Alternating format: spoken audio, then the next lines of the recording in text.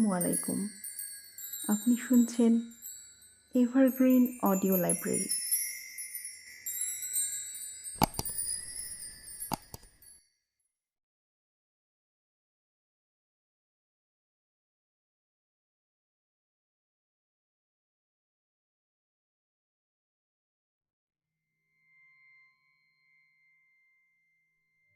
খুব সুন্দর কোনো স্বপ্নে ডুবে থাকলে যেমন ঘুম থেকে উঠতে ইচ্ছে করে না, তেমনই অবস্থা ছিল বিতনুর।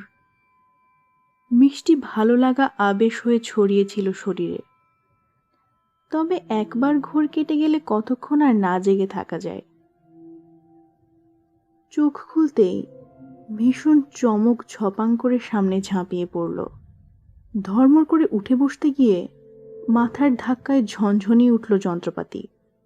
বিতনু দেখল সে একটা স্লিপিং পডের মধ্যে শুয়ে আছে। হালকা নীলাভ আলো জ্বলছে চারিধারে। ঘিরে রয়েছে ঘুম পাড়ানি বৃষ্টির শব্দ। সজ্ঞানে সে কখনো এমন আবদ্ধ কফিনে শোবে না। ক্লাস্ট্রোফোবিয়া চাগার দিয়ে উঠবে 5 মিনিটের মধ্যে। তাহলে কিভাবে এলো এই পডের ভেতর? শেষমেশ কি তবে কিডন্যাপারদের খপ্পরে পড়ল? প্রাণপণে চিৎকার করে সাহায্য চাইলে কেমন হয়? কিন্তু মহা ঝামেলা। ঠোঁট ফাঁকা করেও গলা দিয়ে ছিটে ফোটাও আওয়াজ বের হচ্ছে না, যদিও কান ঠিকই কাজ করছে।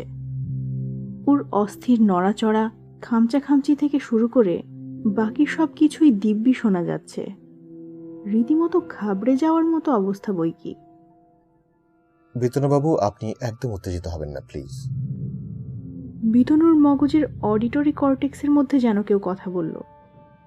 আপনার পালস খুব বেড়ে গেছে। শান্ত না হলে দরজা খুলতে পারবো না। বড় বড় শ্বাস নিন, ধীরে ধীরে ছাড়ুন। ক্রমশ স্বাভাবিক অবস্থা ফিরে আসবে। একেবারে অচেনা স্বর, অথচ বেশ ধীর স্থির মেজাজ আছে তাতে। নিমেষে প্রশান্তি ছড়িয়ে পড়ল বিতনুর মনে। ভাগ্যের হাতে নিজেকে সঁপে পডের নরম বিছানায় নিজেকে এলিয়ে দিল সে। নিয়ন্ত্রিত শ্বাস প্রশ্বাসে কমে এলো বুকের ধুকপুকানি। একটু পরে হঠাৎই শুরুত করে সরে গেল পডের ঢাকনা। ভয়ে ভয়ে ঘাড় উঁচু করতেই আবার অবাক হওয়ার পালা। আলো ঝলমলে প্রকাণ্ড একখানা ঘরের ঠিক মাঝ বরাবর শুয়ে আছে সে। চারিদিকে নানা রকম 3 ডাইমেনশনাল গ্রাফ আর হরফের লাফালাফি হয়ে চলেছে ক্রমাগত। ঝকঝকে তক্তকে মেঝে ধুলোবালির চিহ্ন মাত্র নেই, বরং চাইলে অনায়াসে আয়নার কাজ চালিয়ে নেওয়া যাবে। পিছলে পড়ার ভয় নিয়ে খুব সাবধানে পড থেকে নিচে নামল বিতনু। অনুভব করল মেঝেটা মোটেই কোনো শক্ত পদার্থে তৈরি নয়, বরং গদির মতো ঈষৎ ঢুকে গিয়ে দেহের ভারসাম্য বজায় রাখতে সাহায্য করছে। তবে বিতনু আঁতকে উঠল নিজের পোশাক দেখে। পরনের আঁটোসাঁটো কিম্ভূত পরিচ্ছদের সঙ্গে রায়দিঘির পাকা কাতলা মাছের ত্বকের দারুণ মিল রয়েছে। আলোয় চকচক করছে ওর গায়ের রূপালি আঁশ, আবার মধ্যে মধ্যে রং পরিবর্তন করছে নিজে থেকেই। চতুর্দিক পর্যবেক্ষণ করতে টের পেল তার এতক্ষণের শয়নস্থল পডটির কোনো পায়া নেই। মাটি থেকে ফুট 2 উপরে মহানন্দে ভেসে আছে নিখুঁত ম্যাগনেটিক লেভিটেশন। স্বপ্নের মধ্যে অনেক সময় এ ধরনের অলিক জগতে ঘুরে বেড়ানোর মজা পাওয়া যায়। হয়তো এখনো সে ঘুমিয়েই আছে, নইলে এমন মাথামুন্ডুবিহীন অভিজ্ঞতার ব্যাখ্যা পাওয়া শক্ত। মাথার কথায় মনে পড়ল সেটাও বেমালুম খালি খালি লাগছে। স্মৃতির বোঝা কেউ ধুয়ে মুছে সাফ করে দিলে যেমন পালকের মতো হালকা লাগে, অনেকটা সেরকম। শুধু নিজের নামটাই খেয়াল হচ্ছে। গায়ে হাতে পায়ে ব্যথা বেদনা বা পট্টি থাকলে না হয় অনুমান করা যেত দুর্ঘটনায় মেমোরি লোপ পেয়েছে, তেমন কিছুই নেই।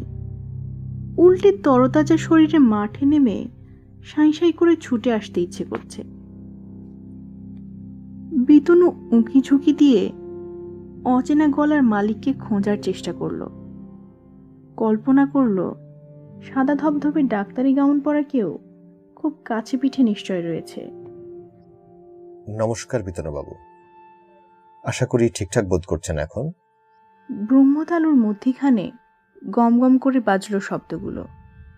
সচকিত বিতনু আওয়াজের উৎস আন্দাজ করতে পারল না। সে হলফ করে বলতে পারে শ্রবণ ইন্দ্রিয়ের কণামাত্র পরিশ্রম হয়নি সম্ভাষণটি শুনতে। খুলির ভিতরে বসে কেউ লাউডস্পিকারে কথা বললে সেখানে কানের ভূমিকা তো নিমিত্ত মাত্র। বেশিক্ষণ যদিও অপেক্ষা করতে হলো না।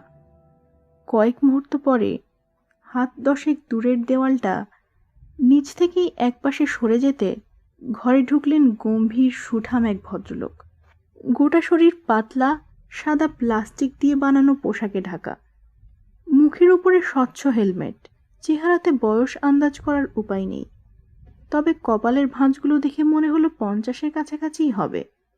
একজোড়া স্বপ্নালু চোখের মালিক সেই লোকটিকে খুব চেনা লাগলো বিতনুর। আজ স্মৃতিশক্তির যা অবস্থা, তাতে অবশ্যই অত্যাধিক হাতড়ানো বেকার। নিজের পিতৃদত্ত নাম ছাড়া কিছুই মনে পড়ছে না। যাই হোক, কাউকে যখন পাওয়া গেছে তখন মনের ভিতরে গিজগিজ করে থাকা প্রশ্নগুলো সেরে ফেললেই হয়। ঘুম ভাঙার পর থেকে যা যা দেখছে সবই কেমন অদ্ভুত, কিন্তু সেখানেও গেরো। গলা দিয়ে আওয়াজই না বেরোলে জিজ্ঞাসা সে করে কি করে? বিতনু লক্ষ্য করল ওর মস্তিষ্কের বিচলতার সাথে তাল মিলিয়ে ঘন ঘন রামধনুর 7টা রং খেলে গেল গায়ের পিচ্ছিল আবরণে। আপনার ভাবনা চিন্তাগুলো আগে গুছিয়ে নিন বিতনুবাবু।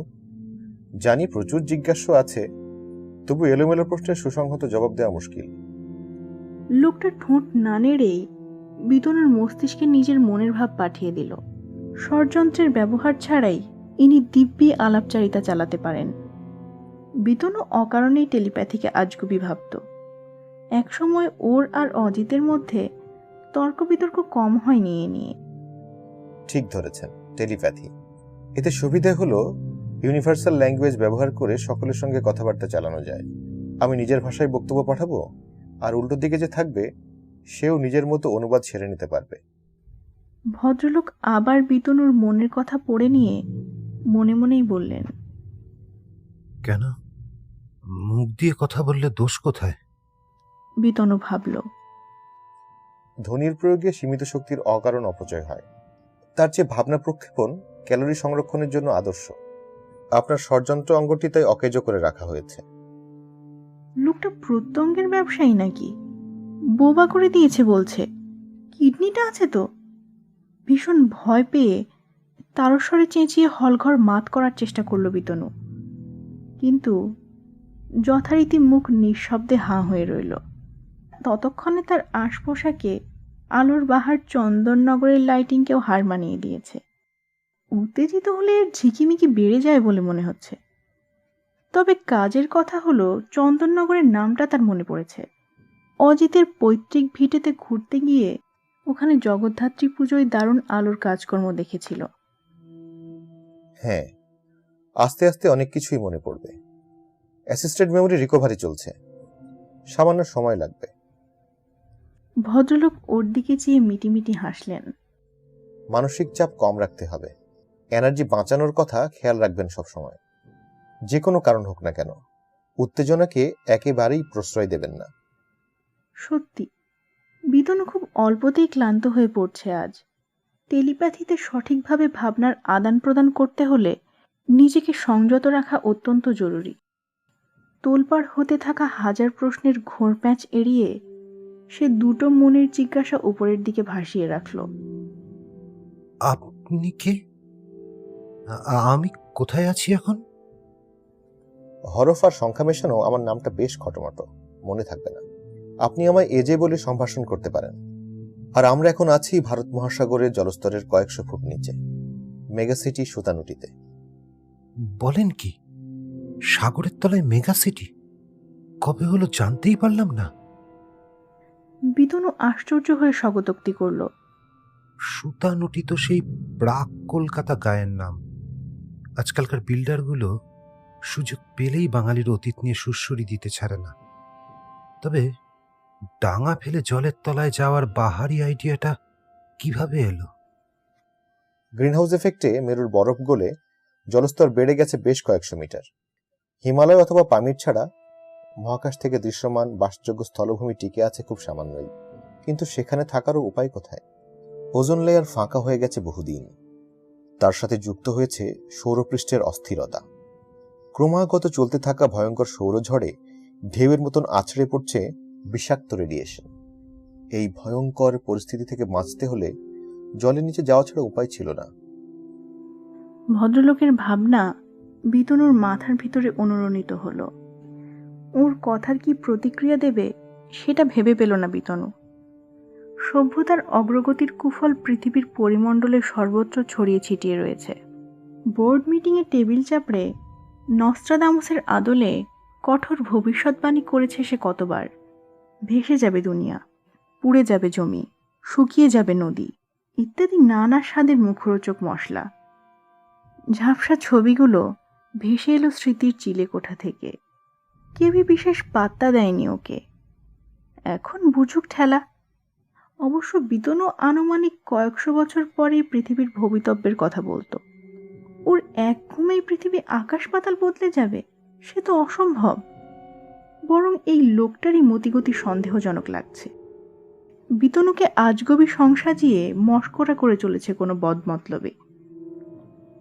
বিতনুর সংশয়াপন্ন চিন্তা তরঙ্গ ঠিক পৌঁছে গেল এজের কাছে। তিনি মরিয়া হয়ে ভাবনা প্রক্ষেপণ করলেন। বিশ্বাস করুন, পৃথিবীর 2/3 স্থলজ প্রাণী পুড়ে ঝাঁঝরা হয়ে গেছে বিকিরণে।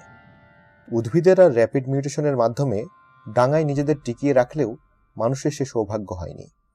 তাই ওজোন স্তরের পুনরুদ্ধার সম্পূর্ণ না হওয়া পর্যন্ত আন্ডার ওয়াটার সিটিগুলোতেই মানব সভ্যতার ধারা বজায় রাখতে হবে। আগেকার রাষ্ট্রভিত্তিক আত্মসর্বস্ব ধারণা বা সংগঠন এখন বিলুপ্ত। আপনার রসিকতা বন্ধ করে কাজের কথায় আসুন। আমায় কেন ধরে রেখেছেন? কেন আমার কথা বলার ক্ষমতা কেড়ে নিয়েছেন? বিতনুর চেহারা রক্তবর্ণ ধারণ করলো চিন্তার আলোড়নে। খুব বাড়ি যেতে ইচ্ছে করছে। টানছে রাসবিহারী এভিনিউতে নিজের বাড়ির বারান্দাটা। মন কেমন করাচ্ছে আরাম কেদারায় হেলান দিয়ে পাইপ খাওয়ার আবেশ আর অজিতের সাথে প্রাণ খোলা আড্ডা। অবস্থার গুরুভার বুঝে এ যে ভদ্রলোক খানিকক্ষণ স্থগিত রাখলেন কথাবার্তা। ধীর পদক্ষেপে দাঁড়ালেন পাশের অস্বচ্ছ দেওয়ালের কাছে। বিতনু ত্রস্ত পায়ে অনুসরণ করতেই দেওয়ালের অবগুণ্ঠন সরে কাঁচের অপর প্রান্তের কালচে নীল মায়াবী জগৎ উন্মোচিত হল। মহাসাগরের অতল গহ্বরে ভাসমান মেগাসিটির বিস্তীর্ণ কলেবর ধরা পড়ল নীল জলরাশির মধ্যে ফুটে ওঠা অসংখ্য আলোর রেখাতে। বিতনু দেখতে পেল অতিকায় পিরিচ আকৃতির অগুন্তি কাঠামো বিশালাকার নোঙরের সাহায্যে জলস্তরের তলায় বিভিন্ন উচ্চতায় ভেসে রয়েছে। তাদেরই গায়ের জানালা থেকে নিঃসৃত রশ্মিবিন্দু ক্রমশ হারিয়ে গেছে অতলান্ত গভীরে। পিরিচগুলো একে অন্যের সঙ্গে বেলুনাকার সুড়ঙ্গ দিয়ে আন্তঃসংযুক্ত। সম্মিলিতভাবে এরা একটা চূড়ান্ত জটিল আণবিক গঠনের রূপ নিয়েছে। কিছু কিছু স্ট্রাকচারের উপরের অংশ থেকে লম্বা লম্বা চিমনি উঠে গেছে সমুদ্রপৃষ্ঠের দিকে। হয়তো সেগুলো বাতাস পুনঃব্যবহারযোগ্য করতে কাজে লাগে। উইন্ড টারবাইনের মতো দেখতে কিছু অবয়ব নজরে এলো ওর। হাওয়ার বদলে অদৃশ্য স্রোতের অভিঘাতে বনবন করে ঘুরে চলেছে তাদের পাখা। সুতানটি মহানগরীর এই প্রকাণ্ড ব্যাপ্তি কি আদৌ সম্ভব? কাঁচের ওপর আছড়ে পড়ে বাস্তবের সত্যতা যাচাইয়ের আপ্রাণ চেষ্টায় ক্লান্ত হয়ে গেল বিতনু। আচ্ছা, যদি কখনো টাটকা বাতাসের যোগানে কমতি পড়ে? এখন যেমন বিতনুর গলার কাছে সাঁই সাঁই শব্দ হচ্ছে। ঘরে অক্সিজেন কমে গেল নাকি? খুব ভয় পেয়ে গেল। অফুরন্ত জলরাশির তলায় আবদ্ধ শহরটা যেন শ্বাসরোধ করতে চাইছে ওকে। মনে পড়ল খোলা হাওয়া না পেলে অজিতেরও এমন কষ্ট হতো। ভারত মহাসাগর। বিহ্বল বিতনুকে ভাবনার তরঙ্গে ছুঁলেন এজে। ওই যে সোজা আলো সরলরেখা দেখতে পাচ্ছেন, ওটা বিজয়নগর সুপারওয়ে, আমাদের সিস্টার সিটি। নিত্য প্রয়োজনীয় জিনিসের বাণিজ্য হয় বিনিময় প্রথায়।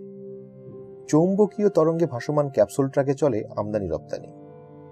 অত্যাবশ্যক চলাফেরায় ব্যবহৃত হয় টেলিপোর্টেশন। তবে অকারণ ভ্রমণ আজকাল নিষিদ্ধ। বেশ বড়সড় কোনো গোলমাল হয়েছে বুঝতে পারল বিতনু। স্থান কাল পাত্রের নড়াচড়ার অসামঞ্জস্যতা ঘেঁটে দিয়েছে অনেক কিছুকেই। দুরু বুকে জানতে চাইল, এটা কত সাল? ওর চিন্তার সূত্র ধরে এজের উত্তর এলো 4030। হাঁটু কেঁপে উঠল বিতনুর। কিভাবে সে চলে এলো এই ভয়ানক ভবিষ্যতে? দুহাতে কপাল টিপে ধরে ফোকাস করতে চাইল পরিস্থিতির ওপরে। 1002 বছর অনায়াসে পেরিয়ে চলে আসা সহজ জিনিস নয়। কল্পবিজ্ঞানের গল্পে পড়া টাইম ট্রাভেল তাহলে সত্যি হয়েছে তার সাথে? ঘাবড়াবেন না, আপনি টাইম ট্রাভেল করেননি। আমরা যে কোনো পদার্থকে বেসিক পার্টিকেল রূপান্তর ঘটিয়ে নিমেষের মধ্যে টেলিপোর্ট করতে পারি বটে, কিন্তু তার কাল পরিবর্তনের জন্য প্রয়োজন সময়ের প্রবাহকে ইচ্ছে মতো সংকুচিত করা। তাতে অপরিমেয় এনার্জির যোগান লাগে। জ্বালানির খরচ আমাদের ইদানিং খুব হিসেব কষে করতে হয়, তাই সময় ভ্রমণ সম্ভব হলেও আপাতত বন্ধ রয়েছে। এজে বিতনুকে স্বস্তি দেওয়ার চেষ্টা করলেন, তাতে বিশেষ লাভ হলো না। আমি তাহলে এখানে এলাম কি করে? আর কেন? সে বেশ লম্বা গল্প। চলুন যাই অন্য একটা কনফারেন্স রুমে। যেতে যেতে আপনাকে আপডেট করব, ঠিক আছে? এজে স্বয়ংক্রিয় দরজার দিকে পা বাড়ালেন। বাইরে অপেক্ষারত ভাসমান পাটাতনে দুজনে উঠলে সেটা আপন গতিতে করিডোর ধরে এগিয়ে চলল। পথের দুপাশেই আকাশচুম্বী কাঁচের দেওয়াল। যদিও তার ওপারে কি আছে সেটা বাইরে থেকে দেখার উপায় নেই। বিতনুর খেয়াল হলো, ঘুম ভাঙার পর থেকে ওর একবারও ক্ষুধা বা তৃষ্ণার অনুভূতি হয়নি। অথচ অজিত বলতো বিতনুর খুব খাই বাতিক। অজিতের মুখটাও যদিও কিছুতেই মনে পড়ছে না। ওর ভাবনায় জ্যোতি টানল এজের টেলিপ্যাথি। গোটা শরীর নিয়ে কালের পরিধি ডিঙাতে পারছি না বলে আমাদের একেবারে সেকেলে ভাববেন না দয়া করে। আসলে টাইম ট্রাভেল জিনিসটা ভার্চুয়ালি করা খুবই সোজা। জেনেটিক মেমোরি এবং ব্যবহারযোগ্য তথ্যের মেলবন্ধন ঘটিয়ে অতীত এবং ভবিষ্যতের আপাত নির্ভরযোগ্য চৌমাত্রিক চিত্র বানানো বহুদিন আগে থেকেই চলে আসছে। তাকে ছোঁয়া যায় না, পেরিস্কোপ দিয়ে দেখার মতো শুধুমাত্র দূর থেকে উপলব্ধি করা যায়। আমি তো সেভাবেই জানতে পেরেছি আপনার যশস্বী অতীতের কথা। সে কি রকম? আমি কে এমন হরিদাস পাল যে জিনের ভেতরে গিয়ে খুঁজতে হবে? মৃদু হেসে এজে নিজের কথা চালিয়ে গেলেন। আজ থেকে প্রায় 2000 বছর আগে এক মারণ ভাইরাসের আক্রমণে দারুণভাবে বিপন্ন হয়ে পড়েছিল মানুষ। সমসাময়িক প্রযুক্তি ও চিকিৎসা কোনো কিছুই সেভাবে কাজে লাগছিল না। জাতি, ধর্ম, বর্ণ, সামাজিক এবং আর্থিক সামর্থ্যের ভেদাভেদ না মেনে নির্বিচারেই মারা যাচ্ছিল অসংখ্য লোক। তখন হঠাৎই ধন্বন্তরীর মতো সামনে এসেছিলেন আপনি, ডক্টর বিতনু রায়। আবিষ্কার করেছিলেন ইউনিভ্যাক নামে সর্বরোগ নিরাময়ক এক যুগান্তকারী অ্যান্টিডোট। স্বাভাবিকভাবেই আপনার নিজের প্রতিষ্ঠিত কোম্পানি পায় ওষুধ তৈরির একচ্ছত্র অধিকার। তবে সেই মহামূল্যবান উদ্ভাবনের নাগাল অবশ্য বরাদ্দ ছিল সমাজের সীমিত সংখ্যক লোকেদের জন্যই। মানুষের শারীরিক, আর্থিক এবং শিক্ষাগত যোগ্যতার উপরে বিচার করে অ্যালগরিদম খুঁজে বের করেছিল সর্বাপেক্ষা উপযুক্ত প্রার্থীদের। সবাইকে তো বাঁচানো সম্ভব না, তাতে অবশ্যই সাপে বর হয়েছিল বলা যায়। জনসংখ্যা কমিয়ে আনতে এই নিয়ন্ত্রিত ভ্যাকসিনেশন ভীষণ কাজে লেগেছিল। ইউনিভ্যাক শব্দটা এক লহমায় বিতনুর ব্রেনের বন্ধ দরজাগুলো উজাড় করে দিল। একটার পর একটা ছবি আসতে লাগলো মনের পর্দায়। নোবেল পুরস্কারের মঞ্চ, দর্শকদের উত্তাল হর্ষধ্বনি, জাতির রত্ন ইত্যাদি কত মধুর স্মৃতি। বিতনু রায়ের মেমোরি ডাউনলোড মোটামুটি সম্পূর্ণ হলো। একটা দুটো চোরাকুঠুরি এদিক ওদিক বাকি থেকে গেলেও ক্ষতি নেই। সে পরম উৎসাহে ভাবল, মনে পড়েছে। আমার ব্যাপক নাম ডাক হয়েছিল, কিন্তু যারা ওষুধ পায়নি তাদের কি হয়েছিল সেটা ঠিক খেয়াল হচ্ছে না। এই যে মাথা দুলিয়ে অশ্রুত তরঙ্গে বলল, শুধু নাম ডাক বললে হেও করা হবে। আইনস্টাইনের মতো আপনার ব্রেনও সংরক্ষণ করে রাখা হয়েছিল পরবর্তীকালে রিসার্চের জন্য। আর বাকি লোকেদের কথা ভাবছেন, ওরা নগণ্য প্রাণী, বেঁচে থাকার লড়াইয়ে টিকতে পারেনি। ওদিকে যে সৌভাগ্যবানেরা ডক্টর বিতনু রায়ের সৃষ্ট সঞ্জীবনীর স্বাদ পেয়েছিল, তাদের বংশধরদের গড়ায়ু আজ প্রায় 150 বছর। তাদেরই দৌলতে বিকিরণজনিত ঝড়ঝাপটা সামলানোর পর সামুদ্রিক মেগাসিটিগুলো বাসযোগ্য হয়ে উঠেছে। বেশ গর্ব অনুভব করল বিতনু। কাজের মতো কাজ সে করেছিল বটে, হাজার হাজার বছর পরেও সবাই তার কথা ঠিক মনে রেখেছে। কিভাবে সে এই ভবিষ্যতের পৃথিবীতে এসেছে সেটা অনুধাবন করতে না পারলেও খুব একটা খারাপ লাগছে না আর। নতুন দুনিয়ায় সসম্মানে 150 বছর কাটানোর কথা ভাবলেই পুলক জাগছে মনে। শুধু যদি শ্বাসকষ্টটা কোনোভাবে দূর করা যেত। বুকের ভিতরের ফুসফুসটা ক্রমশ যেন ছোট হয়ে আসছে। সুতানুটির অলিগলি দিয়ে ভেসে যেতে যেতে চতুর্দিকের আলো ঝলমলে কাঁচের দেওয়ালে প্রাচুর্যের ছোঁয়া দেখলেও প্রাণের উপস্থিতি নজরে এলো না বিতনুর। জলের এত গভীরে দিনরাতের ফারাক বোঝা বেশ দুষ্কর। হয়তো সবাই নাক ডাকিয়ে ঘুমাচ্ছে। প্রসঙ্গ বদলাতে বিতনু ভাবল, আচ্ছা, এসব আধুনিক প্রযুক্তির জন্য বিদ্যুতের যোগান হয় কি করে? কার্বন জ্বালানি তো মনে হয় অবশিষ্ট নেই। না না, সে তো 22 শতকের মাঝেই একেবারে নিঃশেষ হয়ে গিয়েছিল। একটু আগে যে দেখলেন মহাসমুদ্রের অনন্ত জলরাশি অবিশ্রান্তভাবে ছুটে চলেছে পৃথিবীর এক প্রান্ত থেকে অপর প্রান্তে, সেটাই এখানকার ইন্ধনের উৎস। স্রোতের ধাক্কায় অগন্তি টারবাইন ঘুরিয়ে তৈরি হচ্ছে সম্পূর্ণরূপে দূষণহীন তড়িৎ শক্তি। দিব্যি কাজ চলে যাচ্ছে তাতে। লোকজন কাউকে দেখছি না কেন? পুরো মেগাসিটিতে আমরা মাত্র 1000 লোক, অঢিল জায়গা, তাই সবকিছুই ফাঁকা ফাঁকা। আসলে আমি একটা জায়গায় আটকে রয়েছি, সেই কারণেই আপনার এখানে আসা। ভদ্রলোক হাঁটা থামিয়ে বিতনুর দিকে চেয়ে ভাবলেন। তারপর তিনি হাতছানি দিতেই পাশের দেওয়ালটা সরে গেল। বিতনু আরেকটা ঝলমলে ঘর দেখতে পেল সামনে। এই যে ইশারায় বললেন, আসুন এদিকে, আমাদের গন্তব্যে পৌঁছে গেছি। দ্বিধাগ্রস্ত মনে অর্ধবৃত্তাকার আলোচনা কক্ষে ঢুকে বিতনু ভূত দেখার মতো চমকে উঠল। সেখানে ভাসমান চেয়ারগুলোতে আসন নিয়ে আছে অনেক লোক। তাদের প্রত্যেকের চেহারার সাথে বিতনুর চেহারার অবিশ্বাস্য মিল। তারা না নাড়ছে শরীর, না করছে টেলিপ্যাথি। ওদের গায়ের আশালো পোশাক রংহীন, ফ্যাকাশে, তাতে বিতনুর মতো 7 রঙা রামধনুর খেলা চলছে না। লোকগুলো স্থিরভাবে বসে একদৃষ্টে চেয়ে আছে ঘরের একেবারে মধ্যিখানে রাখা কাচের গোলকের দিকে। সেটা স্বচ্ছ তরলে পরিপূর্ণ, আর তাতে ডোবানো রয়েছে একটা মানুষের মস্তিষ্ক। কারা এরা? এদের কাছে জানতে চাইল বিস্মিত বিতনু। এরাও আপনারই মতো, ডক্টর বিতনু রায়ের প্রতিচ্ছবি। আমার মতন প্রতিচ্ছবি মানে? আমি একব মেবা দ্বিতীয়ম বিতনু রায়, নোবেল লরিয়েট। এতগুলো নতুন পুতুল কোথা থেকে এনে হাজির করেছেন? বিতনু ফুঁসে উঠল। ওই যে কনজার্ভ ব্রেন দেখতে পাচ্ছেন, ওটাই আসল বিতনু রায়।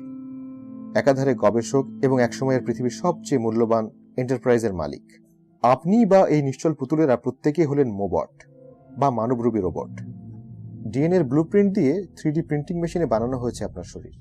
সংরক্ষিত মগজ থেকে স্মৃতি সংগ্রহ করে পুরে দেওয়া হয়েছে আপনার ব্রেনের হিপোক্যাম্পাস অঞ্চলে। পরম ব্রহ্ম, আমাদের সেলফ লার্নিং ইন্টেলিজেন্স, কৃত্রিম উপায়ে সঞ্চার করেছে চেতনার। নতুনভাবে যুগোপযোগী প্রাণ প্রতিষ্ঠা হয়েছে বিতনু রায়ের। আপনি 111 নম্বর বিতনু মোবট। এজির দেওয়া তথ্যের বন্যায় এক প্রকার ভেসে গেল বিতনু। এইভাবে ধার করা আমিত্ব নিয়ে চলাফেরা করা বেশ অভাবনীয় ব্যাপার। থিওরিতে সবই বলা যায়, কিন্তু বাস্তবে নিজেকে নিয়ে হলে বিশ্বাস করা শক্ত হয়ে দাঁড়ায়। এই যে চিমটি কাটলে শরীরে ব্যথা লাগছে, স্নায়ু অনুভূতিগুলো বহন করে নিয়ে যাচ্ছে মস্তিষ্কে, সেই সবই গবেষণাগারে বানানো। আর এই বাকি আমিগুলো এমন চুপটি করে বসে রয়েছে কেন? মোবাট তৈরির প্রযুক্তি নিখুঁত হলেও একটা গড়বড় হচ্ছে পরম ব্রহ্মের পারফরমেন্সে। আর্টিফিশিয়াল কনসাসনেস সে তৈরি করতে পারলেও তার স্থায়িত্ব খুব সীমিত। অনেক চেষ্টা চরিত্র করলে সেটা টিকে থাকছে বড় জোর কয়েক ঘন্টা। শারীরিক বা মানসিকভাবে মোবট উত্তেজিত থাকলে আরো দ্রুত ফুরিয়ে যাচ্ছে চেতনার পরমায়ু। ওদের সঙ্গে তাই হয়েছে। সবের মতোই চেতনাহীন অসাড় ওরা এখন। এ কারণেই আমি শুরু থেকেই বারবার আপনাকে শান্ত থাকতে অনুরোধ করছিলাম। ভদ্রলোক আবার এক ঝুড়ি চিন্তার প্যাকেট ছুঁড়লেন বিতনুর দিকে। একটা খালি চেয়ারে ধপ করে বসে পড়ল বিতনু। এই দম আটকানো পরিবেশ সে নিতে পারছে না, ফুসফুস ছিঁড়ে পড়তে চাইছে যেন। তবে আর মাত্র ঘণ্টাখানেক সহ্য করতে হবে, তারপরেই চেতনালুপ্ত জড় পদার্থ হয়ে যাবে তার মস্তিষ্ক। সেই নিয়তির কথা ভেবেও দুঃখ করবে, নাকি শেষ হয়ে গিয়েও শেষ না হওয়ার আনন্দে মেতে উঠবে? চরম দোটানায় পড়ে ফ্যালফ্যাল করে চেয়ে রইল এজের দিকে। অবসন্ন চোখ ঝাপসা হয়ে যাচ্ছে খালি। ভদ্রলোকের চেহারায় অজিতের ছাপ আছে না? হ্যালোসিনেট করছে না তো? অনেক কষ্টে জিজ্ঞাসা করল, কেন কেন আনলে আমায় আবার অজিত? শুষ্ক হাসিতে ভরে উঠল টেলিপ্যাথিক তরঙ্গপথ। এজে বলল, ভুল করছেন বিতনুবাবু, আমি এজে। আপনার বন্ধুর সাথে জিনগতভাবে কানেক্টেড হলেও অজিত নই। ইউনিভ্যাকের ইতিহাস নিয়ে রিসার্চ করছি, কিন্তু ডক্টর বিতনু রায়ের স্মৃতির স্মরণিবে ইতিহাস খুঁজতে গিয়ে গুরুত্বপূর্ণ জায়গায় বারবার খেয়ে হারিয়ে ফেলছি। ওদিকে টাইম ট্রাভেল করারও অনুমতি নেই। তাই ভাবলাম মোবটের মধ্যে চেতনার সঞ্চার করলে হয়তো বন্ধ দরজাগুলো খুলতে সুবিধে হবে। আচ্ছা দেখুন তো, এই জিনিসটাকে দেখে কিছু মনে পড়ে কিনা? ঘরমাক্ত বিতনুর সামনে ত্রিমাত্রিক অভিক্ষেপে ফুটে উঠল পেঁচানো ডিএনএর ছবি। খুব চেনা এই চেহারাটা। বিতনু আর অজিতের যুগ্ম প্রচেষ্টায় এবং ওদের স্বল্প সাধ্যে দাঁড়িয়েছিল ছোট্ট একটা ইমিউন মেডিসিন ল্যাব। অজিত মূলত গবেষণার দিকটা দেখত, ব্যবসার দায়িত্ব ছিল বিতনুর কাঁধে। সেই গবেষণাগারেই অজিত কৃত্রিমভাবে সৃষ্টি করেছিল পৃথিবীর ভয়ানকতম ভাইরাসের। ওর উদ্দেশ্য ছিল এই ভাইরাস ব্যবহার করে ইমিউনোথেরাপির উপরে চমকপ্রদ অগ্রগতি করা। সাফল্যও সে পেল বটে। নিজের হাতে বানানো অত্যাশ্চর্য ওষুধের নাম রাখল ইউনিভ্যাক। তারপরে এক গ্রীষ্মের দুপুরে বিতনুর রাসবিহারী অ্যাভিনিউয়ের বাড়ির দোতলার বারান্দায় তুমুল তর্ক বাঁধল দুই বন্ধুর ওষুধ বিক্রির পরিকল্পনা নিয়ে। লেখাপড়া নিয়ে থাকা অজিতের ব্যবসায়িক বুদ্ধি কোনোদিনই ছিল না। ওর সাদামাটা পরামর্শ মনে ধরেনি বিতনুর। বাজারে ছাড়লেই হবে, লোকে ইউনিফ্যাক হঠাৎ করে কিনবে কেন? এই প্রশ্নের জবাব অজিতের কাছে পাওয়ার আশা করা উচিত নয়। বিতনু করেওনি, শুধু ভুল করে একবার নিজের প্ল্যানটা বলে ফেলেছিল। দেখো, আগে রোগ হোক, তারপর ওষুধ আসবে। তারপর কি হলো বিতনুবাবু? কাহিনীর অগ্রগতিতে চোয়াল শক্ত হলো এজের। আগের বিতনুদের চেয়ে এবারটা আরও কিছুক্ষণ টিকে যাবে মনে হচ্ছে। নতুন তথ্যের লোভে জলজলে চোখে বিতনুর দিকে চেয়ে রইল সে। সাবজেক্টের ছটফটানিতে কিছুই যায় আসে না তার। বুক চেপে একটু ঝুঁকে মেঝেতে বসে পড়ল বিতনু। টকটকে লাল আবির রঙের রাঙা ওর আঁশের পোশাক চিৎকার করে জানান দিচ্ছে ওর শরীরের শোচনীয় অবস্থা। অথচ এই যে সাহায্যের হাত বাড়িয়ে দিচ্ছে না একবারের জন্যেও। তারপরে আর কি? রোগ ছড়ানোর খুনে পরিকল্পনা ফাঁস করে দেওয়ার হুমকি দিয়েছিল অজিত, কিন্তু ততক্ষণে বিতনু মন স্থির করে ফেলেছে পরবর্তী পদক্ষেপ কি হবে। পৃথিবীর ইতিহাসে দাগ রেখে যাওয়ার এমন সুবর্ণ সুযোগ কে হাতছাড়া করতে চাইবে? অতএব সরে যেতে হয়েছিল অজিতকে।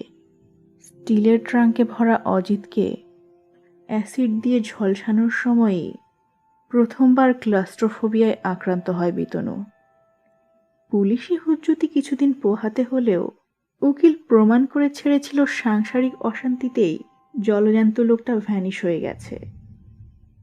সব ঝামেলা মিটলেও রোগটা বাসা বেঁধে ফেলেছিল ওর শরীরে। 2000 বছর বড্ড লম্বা সময়। প্রায়শ্চিত্ত কি এখনো করা যায়? কাঁচের গোলকে সংরক্ষিত ডক্টর বিতনু রায়ের মগজের দিকে চেয়ে দুফোঁটা জল গড়িয়ে পড়ল মোবট বিতনুর গালে। স্মৃতির কুঠুরিতে লুকিয়ে থাকা গল্পের শেষটুকু এজের নাগালের বাইরে রেখেই চলে যেতে হবে পৃথিবী ছেড়ে। বিতনু রায়ের লেগেসি বাঁচিয়ে রাখতে এইটুকু প্রয়াস তো করাই যায়। চোখ বুজে নিজের ভাবনার চারিদিকে দেওয়াল তুলে এলিয়ে পড়ল তার বিবর্ণ শরীর। ধুস, এটাও ফেল করলো। আবার শুরু থেকে শুরু করতে হবে। চরম বিরক্তি নিয়ে কনফারেন্স রুম ছেড়ে বের হন যে চেতনা তৈরির মেশিনের গোলমাল না সারাতে পারলে রিসার্চে এগোনো মুশকিল। আরও কয়েকটা মোবট বানিয়ে পরীক্ষা নিরীক্ষা চালানোর পরে পাকাপোক্ত সিদ্ধান্ত নেবে সে। তবে আজকের মতো এখানেই বিরতি।